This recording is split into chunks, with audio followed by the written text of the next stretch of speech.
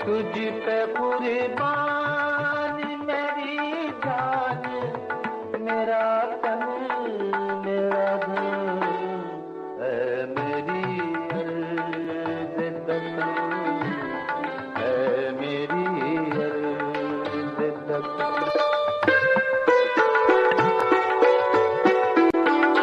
تیری عظمت کی نشانی ہے بلند چار مینار، پاک الفت کی کہانی ہے بلند چار مینار، شاہکاروں کی جوانی ہے بلند چار مینار، سارے فرشتے تیری آغوش میں رہتے ہیں مگر، اے میری عرض دکن، اے میری عرض دکن۔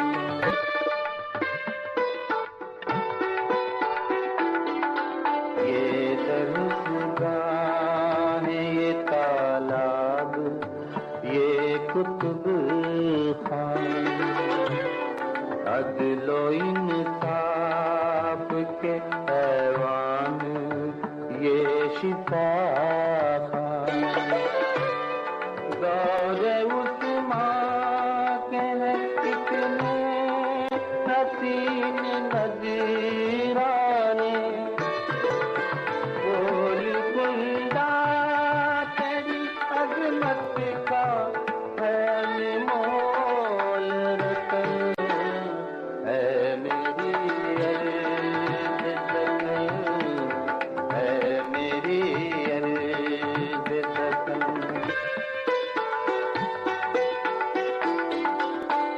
یہ قطب شاہ کے تقوی کا دعاؤں کا حکم ہے، مہکتا ہوا جو بھاگمتی کا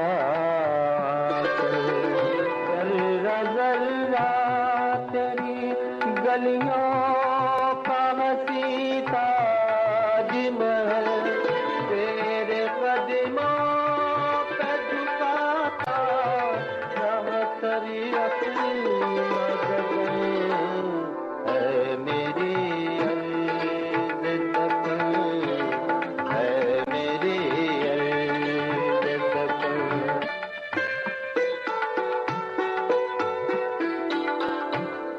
رود موسیٰ کی مچلتی ہوئی ایک ایک لہر، ہاتھ پھیلائے دعا مانگتی ہے شام و سحر، تا قیامت رہے آباد قطب شاہ کا شہر، سلامت رہے شاداب رہے تیرا چمن، اے میری عرض دکن، اے میری عرض دکن۔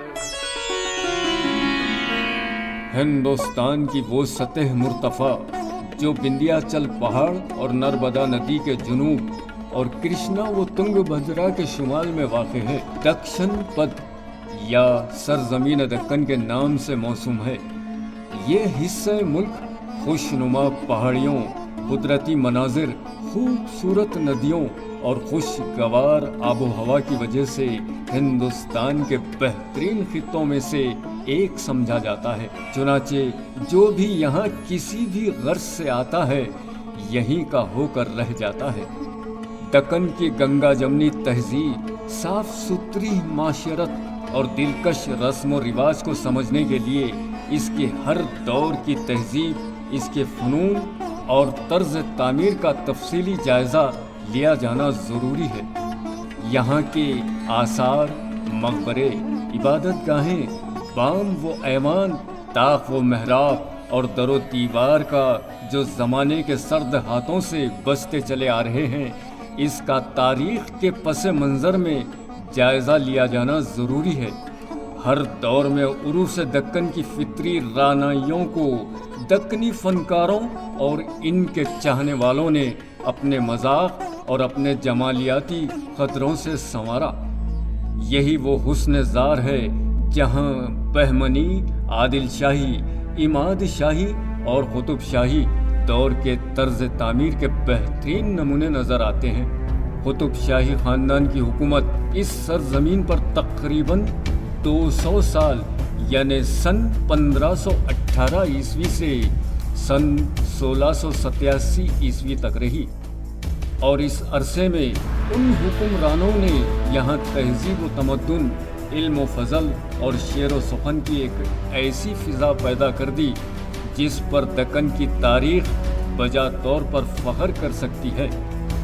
ان بادشاہوں نے شیعہ، سنی، ہندو اور مسلمان غرض ہر مذہب و ملت کے باشندوں میں ایک مشترک کلچر کے پیدا کرنے میں یہاں تک کامیابی حاصل کی تھی کہ دوسروں کے لیے اس ملک میں رہنے والوں کا باہمی اتحاد اور یگانگت باعث رشک تھی۔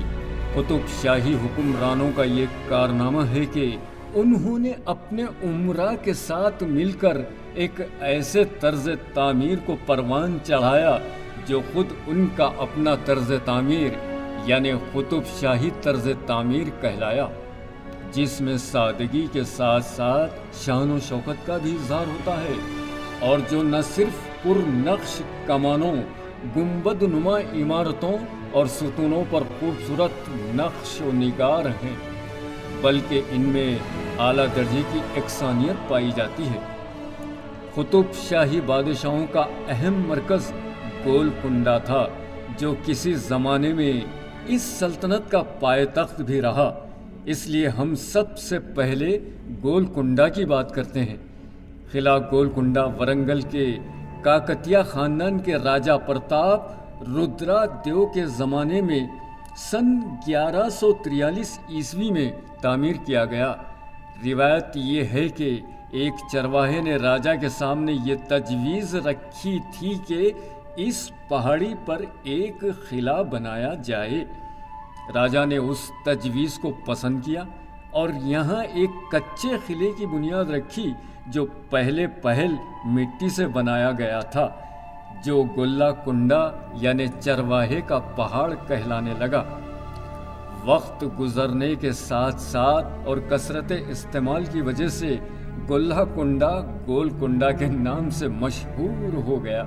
چونکہ راجہ کا صدر مقام ورنگل تھا، اس لیے راجہ کرشنا دیو نے سن 1363 عیسوی میں بہمنی سلطنت کے بادشاہ محمد شاہ کو ایک معاہدے کے تحت یہ قلعہ حوالے کیا۔ محمد شاہ بہمنی نے اس قلعے کا نام محمد نگر رکھا۔ سن 1518 عیسوی تک بھی اس قلعے کا شمار بہمنی سلطنت کے اہم قلعوں میں سے ایک ہوا کرتا تھا۔ یوں تو قطب شاہی سلطنت کے بانی سلطان قلی کا تعلق سرزمین دکن سے سن 1510 عیسوی میں پیدا ہو چکا تھا، جبکہ وہ تلنگانہ کا صوبیدار بنایا گیا تھا۔ لیکن جب سن 1513 عیسوی میں گولکنڈہ اور اس کے اطراف کا علاقہ بطور جاگیر دیا گیا تو اس نے اس قدیم قلعے کو مستحکم کر کے اس میں بے شمار محلات تعمیر کیے۔ اس کے بعد آہستہ آہستہ اپنے علاقے کو وسیع کرنا شروع کیا۔ قطب شاہی سلطنت کے 7 بادشاہوں یعنی سلطان قطب الملک، سلطان جمشید قلی، سلطان ابراہیم قطب شاہ، سلطان محمد قلی قطب شاہ، سلطان محمد قطب شاہ، سلطان عبداللہ قطب شاہ اور سلطان ابو الحسن تانہ شاہ نے سن 1518 عیسوی سے سن 1687 عیسوی تک گولکنڈہ پر حکومت کی۔ لیکن اس سلطنت کے پہلے 3 بادشاہ یعنی سلطان قطب الملک، سلطان جمشید قلی اور سلطان ابراہیم قطب شاہ نے सन 1518 ईस्वी से 1580 ईस्वी तक यानी 62 साल इसकी तामीर की। सुल्तान इब्राहिम कुतुब शाह ने गच और पत्थर से सबसे पहले इस किले का हिसार तैयार करवाया, जिसकी लंबाई तकरीबन 7 किलोमीटर है। इस हिसार का पुश्ता बेहद मजबूत और ऊंचा भी। इस पर निस्फ दायरा नुमा 87 बुर्ज बने हुए हैं, जिसका निस्फ कुतर 50 तक 60 फीट है। हिसार की ये दीवार, जिसे फसील कहा जाता है, इसके बास पत्थर एक टन वजनी है। फसील किले के बाहर 50 फुट चौड़ी एक गहरी खंदक भी बनाई गई, ताकि दुश्मन आसानी के साथ किले के अंदर घुसने ना पाएं। इस किले के जुमला 8 दरवाजे हैं। फतह दरवाज़ा, इस दरवाजे से मुगलिया फौज किले में दाखिल हुई थी और इस दरवाजे का ये नाम बादशाह औरंगज़ेब का दिया हुआ है। मोती दरवाज़ा ये नए किले के करीब वाक़ है। जमाली दरवाज़ा, बंजारा दरवाज़ा, पटनचरू दरवाज़ा, मकई दरवाज़ा और बहमनी दरवाज़ा। इस वक्त फतेह दरवाज़ा, मकई दरवाज़ा, बंजारा दरवाज़ा और जमाली दरवाज़ा ज़ेर इस्तेमाल हैं। किले के अंदर किसी ज़माने में ज़राअत भी होती थी।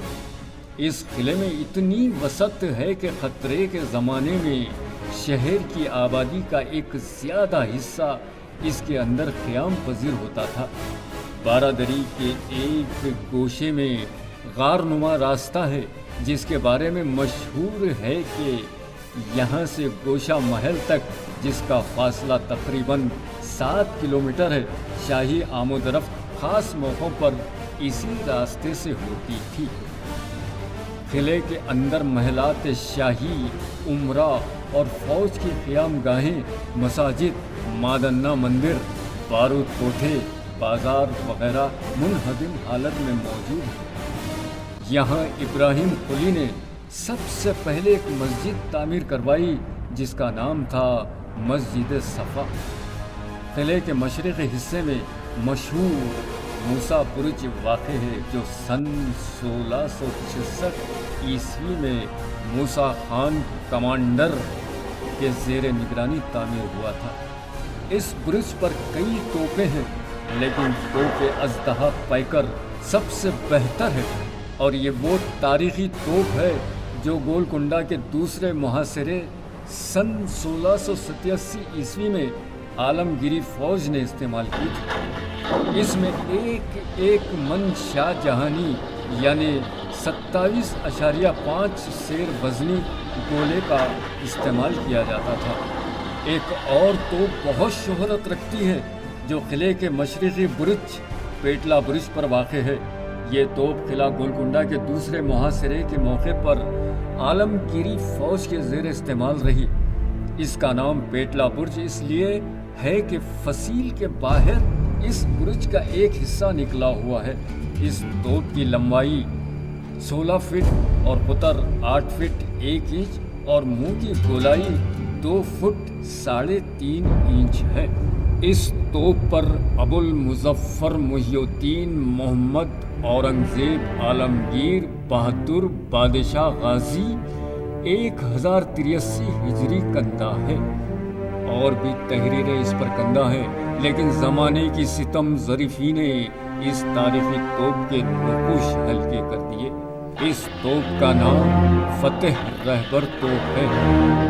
ये इस कदर बुलंदी पर वाक़ है, जहाँ से सारे गोलकुंडे के इलाके के अलावा शहर हैदराबाद भी आसानी से दिखाई देता है और कुतुब शाही बादशाहों की आखिरी आरामगाह हफ्ते गुंबद का भी इस मुकाम से बआसानी नज़ारा किया जा सकता है।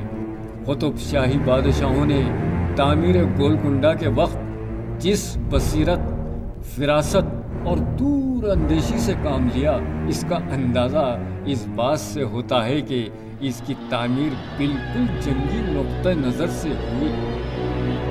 किला गोलकुंडा के अतराफ इंतहाई मजबूत और बुलंद फसील और फसील पर करीब फासलों पर देव हैकल ब्रिज اور فصیل کے بیرونی حصے سے لگی ہوئی گہری خندقیں تو ہیں ہی۔ اب بالا حصار کے صدر دروازے کے بارے میں ملاحظہ فرمائیے۔ بالا حصار کا صدر دروازہ آج بھی بہترین حالت میں موجود ہے۔ ان دنوں دروازے کی چھت پر فوج کا ایک غضب دستہ ہمیشہ تیار رہا کرتا تھا۔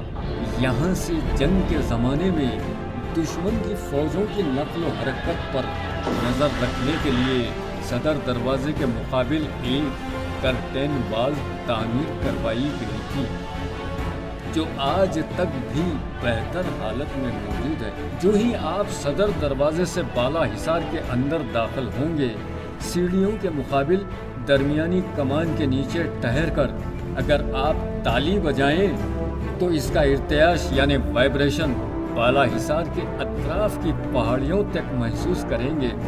یعنی یہ دستک یہاں بجائی جائے تو بالا حصار تک سنی جا سکتی ہے۔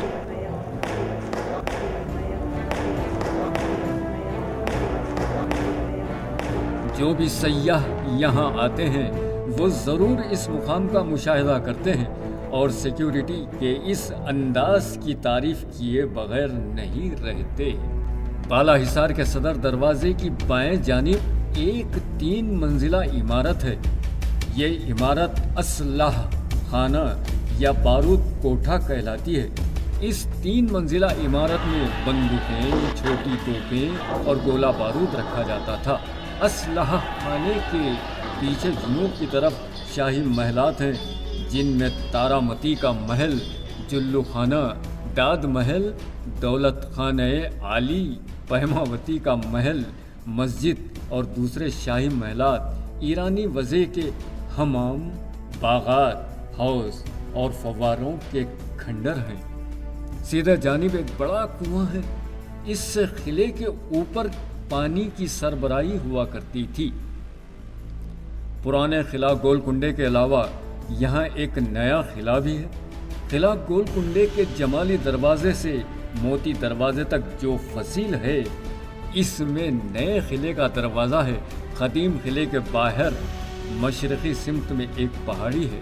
سن 1656 عیسوی کے محاصرے گول کنڈے کے وقت مغل حملہ آور اس پہاڑ پر مورچے قائم کر کے یہاں سے قلعے پر گولہ باری کی تھی۔ مغل فوجوں کی واپسی کے بعد عبداللہ قطب شاہ اس پہاڑی کے چاروں طرف فصیل اور مستحکم برج بنا کر اس پہاڑی کو قلعے کے اندر لے لیا اور یہ جدید قلعہ بنایا۔ اورنگزیب نے جہاں مورچہ بنایا تھا، اس کے قریب ایک مضبوط برج تعمیر کیا گیا جس کا نام قطب شاہی برج ہے۔ نئے قلعے کے قریب ہی ملا خیالی کی مسجد واقع ہے۔ ملا خیالی سلطان ابراہیم قطب شاہ کے زمانے میں ایک مشہور دکنی شاعر تھے۔ اس مسجد کو ملا خیالی نے سن 1550 عیسوی سے سن 1580 تک عہد ابراہیم قطب شاہ میں بنوایا تھا۔ سامنے کے رخ پر 3 کمانیں ہیں۔ مسجد کے کونوں پر قطب شاہی وضع کے مینار ہیں۔ نئے قلعے کے احاطے میں مسجد ملا خیالی سے متصل ایک غیر معمولی درخت موجود ہے جس کو عوام ہتیان کا درخت کہتے ہیں۔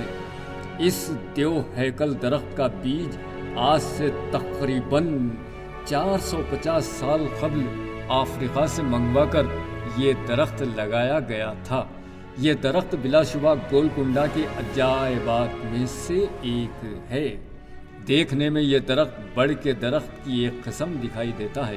اس کا گھیراؤ تقریباً 90 فٹ ہے اور اس کے تنے کا اندرونی حصہ بالکل ہالو ہے جس کا رقبہ 36 مربع فٹ ہے۔ اس کے شاخوں کی بلندی کہیں بھی 15 فٹ سے کم نہیں۔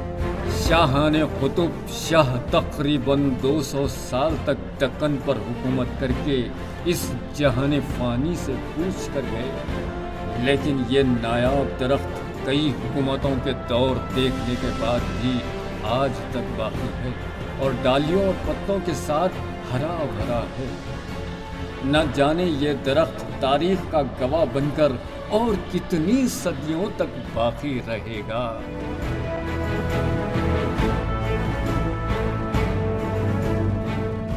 ہے میری